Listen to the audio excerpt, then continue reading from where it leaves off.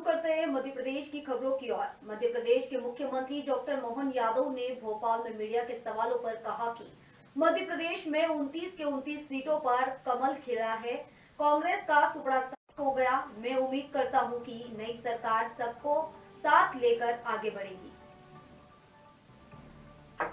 दिल्ली तो जाना ही है, दिल्ली का आनंद है। दिल्ली के लिए माननीय प्रधानमंत्री जी को हमने अपनी तरफ से मध्य प्रदेश की सरकार ने और इकाई ने सर्वोत्तम भेंट करने का प्रयास किया है और हम सब जानते हैं कि 29 के 29 कमल खिले हैं और यशस्वी प्रधानमंत्री फिर एक बार मोदी सरकार के नारे को सार्थक करते हुए हमारी कल पार्लियामेंट्री संसदीय दल की मीटिंग के बाद में आगे बढ़ेंगे। मैं उम्मीद करता हूं कि नई सरकार सभी को लेकर चलने के साथ भारत की साख दुनिया में फिर एक नए प्रकार से बनाने के लिए माननीय मोदी जी की भूमिका का इंतजार कर रही है और मोदी जी के लिए मैं शुभकामना देता हूं। बाबा महाकाल उनको यशस्वी करेंगे। बहुत बहुत धन्यवाद।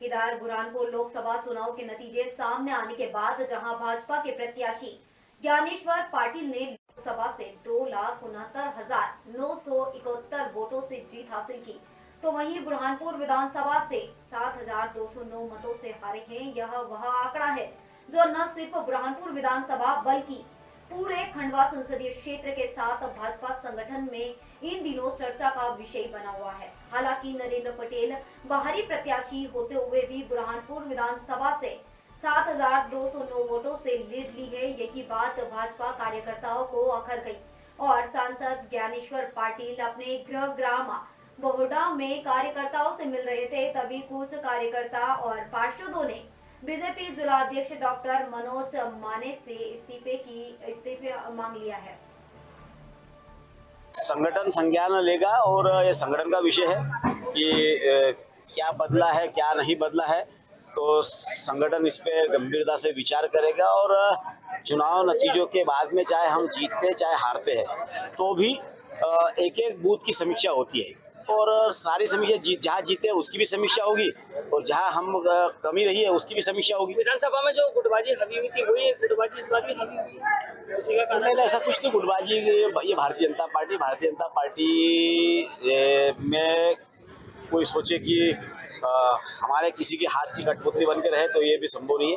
कुछ समय के लिए जरूर लगता हो किसी के मन में, लेकिन भारतीय जनता पार्टी का संगठन मजबूत है और हर विषय का संज्ञान लेता है और हर व्यक्ति पर नजर रखता है। भारतीय जनता पार्टी इसकी समीक्षा करेंगी और समीक्षा करने के बाद में हम लोग आगे बढ़ेंगे। आप इसकी नैतिक जिम्मेदारी लेते जिला अध्यक्ष होने के। भारतीय जनता पार्टी समीक्षा करेंगी और समीक्षा करने के बाद निर्णय करेंगे। कार्यकर्ता आपसे इस्तीफा भी मांग रहे हैं। कार्यकर्ता देखिए, हर किसी की अपनी अपनी भावनाएं होती है। कार्यकर्ता शोक संतप्त है, मैं उनकी भावनाओं को समझ सकता हूँ। तो विधानसभा चुनाव 33,000 से जीते, उपचुनाव लोकसभा का वो भी अच्छे वोटों से जीते, 7,000 से हार हुई है। अब बुरहानपुर विधानसभा चुनाव चतुष्कोणीय चुनाव था, उस समय भारतीय जनता पार्टी की प्रत्याशी को जितने वोट मिले थे उससे ज्यादा वोट इस लोकसभा चुनाव में मिले। वोट कम नहीं हुए, वोट उससे ज्यादा मिले, इसलिए इसको हम हार नहीं कहेंगे। चुनाव तात्कालिक समीकरणों के ऊपर होता है। पिछला विधानसभा का चुनाव का समीकरण अलग था, इस चुनाव का समीकरण अलग है। यहाँ पे अभी जो लड़ाई हुई है वो आमने सामने की लड़ाई हुई है।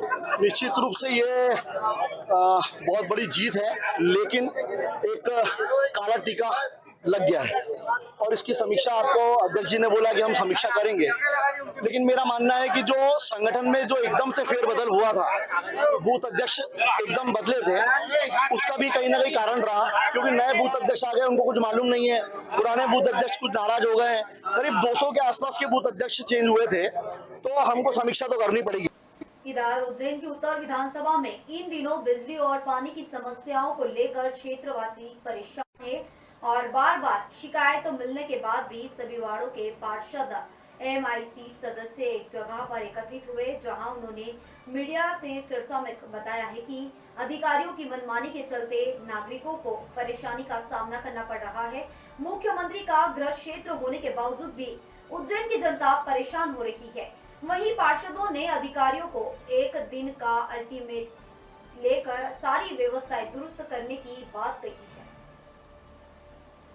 के वार्ड क्रमांक 25 या 24 की बात करें, हम उत्तर की बात करें, तो जब हमारे गंभीर में पर्याप्त पानी है, बिजली है और हम एक दिन अल्टरनेट पानी भी दे रहे हैं, तब भी पब्लिक को पानी नहीं मिल पा रहा है।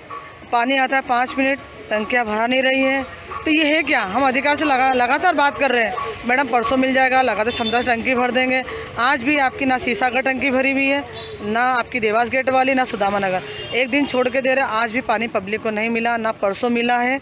और अब जनता बहुत परेशान और अधिकार से लगातार बात करने के बाद भी सफल नहीं हो पा रहे, ना पब्लिक को पानी मिल पा रहा है। अच्छा, वार्ड में पानी नहीं आ पा रहा है, ये टंकी पूरी भरा नहीं रही है खिरसागर की, और कभी भरा ही नहीं है।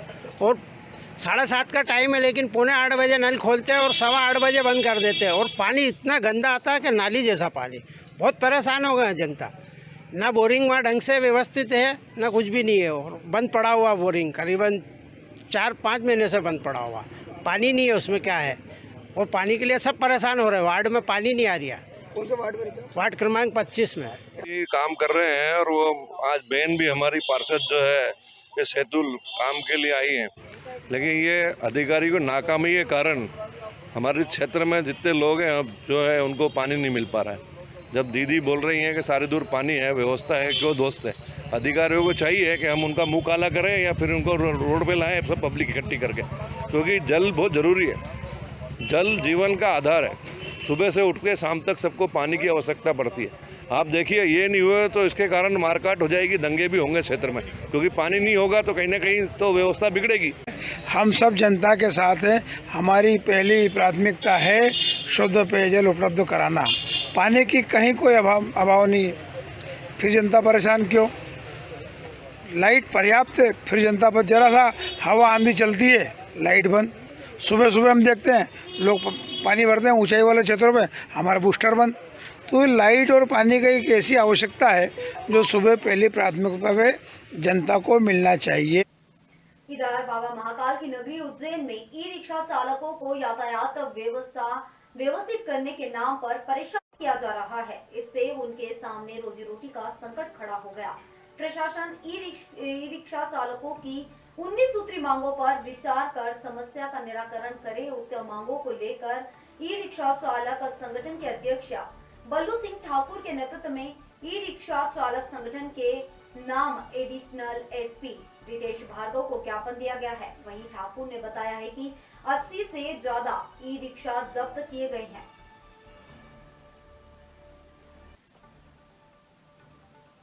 ई रिक्शा चालकों के लिए आरटीओ महोदय को, कलेक्टर महोदय को, परिवहन मंत्री को, मुख्यमंत्री को आवेदन देने के बाद कोई निराकरण नहीं हुआ है और गाड़ियों को जबरदस्ती रोक के थानों पे खड़ी करी जा रही है। और अगर इन गतिविधियों को नहीं रोका गया तो भारतीय मजदूर संघ के नेतृत्व में 8 तारीख को एक विशाल वाहन रैली निकाली जाएगी इस रूट की प्रतिक्रिया को निरस्त कराने के लिए।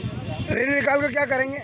रैली निकाल के पर्यावरण का संदेश देंगे और अपनी समस्याओं को लेकर माननीय प्रधानमंत्री को ज्ञापन प्रेषित करेंगे कलेक्टर महोदय के द्वारा। हम सभी ई रिक्शा चालक होने यहाँ पर डीएसपी साहब से मिले और उनको ज्ञापन दिया है, क्योंकि आरटीओ द्वारा जो हमारे ऊपर कार्रवाई चल रही है, रिक्शा चालकों पर उनकी गाड़ियाँ जब्त की जा रही है और 500 से 1000 रुपये के उनके ऊपर चालान बनाया जा रहा है। तो इस विषय में जो हमारी कार्रवाई चल रही है, तो हमारा जब तक निर्णय निराकरण नहीं होता, जब तक गाड़ी जब्ती का जो आदेश आरटीओ द्वारा निकलवाया गया है इसको स्थगित किया जाए। कितनी गाड़ी पकड़ी अभी तक? 100 से ज़्यादा गाड़ियाँ पकड़ी है सर। तो ये चालान क्यों बना रही है? ये रूट के विषय में बना रहे हैं। तो रूट तो इनको देना चाहिए ना। हमारे को जबरदस्ती रूट की प्रक्रिया को थोपा जा रहा है, जिसमें हमने कोई लिखित तरीके से कौन थोप रही है? कौन थोप रही है? संतोष मालवी जी। संतोष मालवी जी। इधर बुरहानपुर जिले के मझगांव में बैंक के कर्ज से परेशान किसान ने खुदकुशी कर ली है। बता दें कि मृतक छगन लाल सिंह ने खेत में रखी कीटनाशक दवाई पी ली, जिससे उसकी मौके पर ही मौत हो गई है। उन्होंने बैंक पर कर्ज की राशि वसूली का दबाव बनाने का आरोप लगाया है। डॉक्टर ने शव का पोस्टमार्टम कर परिजनों को सौंप दिया। मामले को लेकर नेपानगर पुलिस ने मर्ग कायम कर जांच शुरू की है। भैया पापा सुबह खेत में गए, खेत में जाने के बाद शराब पिए थे। उसके पहले कर्जा था बैंक ऑफ इंडिया का 4 लाख रुपए और नोटिस आते रहते थे। और पापा को मिर्गी का दौरा है कि 4 दिन पहले मिर्गी का दौरा आया था और हमारे खेत की मोटर जल गई है, तो टेंशन में शराब पी रहे थे ज़्यादा।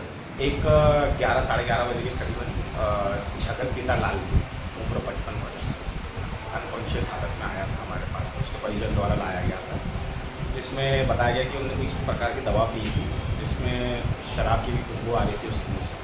उसका ट्रीटमेंट करा गया, तहरीर भेजी गई, रेफर बनाया गया। तबीयत काफ़ी सीरियस थी, घर वालों को इन्फॉर्म भी किया गया और उन्हें खुद ही नहीं पता कि कितने देर पहले उसने दवाई पी थी। करीबन 2-2.5 घंटे के ऊपर हो चुके थे दवाई पिए हुए। तो पेशेंट हमारे पास में करीबन 4 घंटे के अंदर इलाज के दौरान कैसे सर उसने दवाई पी? उसने दवाई पी थी, शराब भी पी थी, उससे इलाज कराने की काफ़ी कोशिश करी थी, उसके बावजूद भी उसने उल्टी नहीं की और उसका पूरा प्राथमिक उपचार यहाँ पे किया गया। उसके बावजूद भी पेशेंट इधर उज्जैन वाले बाबा उमाकांत जी महाराज ने चुनाव में विजयी होने वालों से कहा है कि आप शपथ के अंतर्गत काम करो, संविधान के नियम का पालन करो, चुनाव का संसद चलाने का खर्चा। उन लोगों से मेरी यह प्रार्थना है कि जो भी आप शपथ लो उस शपथ के अंतर्गत काम करो। आप जो भी संविधान भारत का बना हुआ है, संविधान के नियम का पालन करो। जिस लिए जनता ने आपको भेजा है, आप जनता की सेवा उसी हिसाब से करके जनता के दिल में जगह बना लो। मंत्री बन जाओगे, आप उस देश की आन बान मर्यादा को बनाए रखना, ये मेरी प्रार्थना है। देश के लोगों की और देश की रक्षा करना, जो धर्मनिरपेक्ष देश कहलाता है भारत, हर धर्म की रक्षा करना। जो भी लोग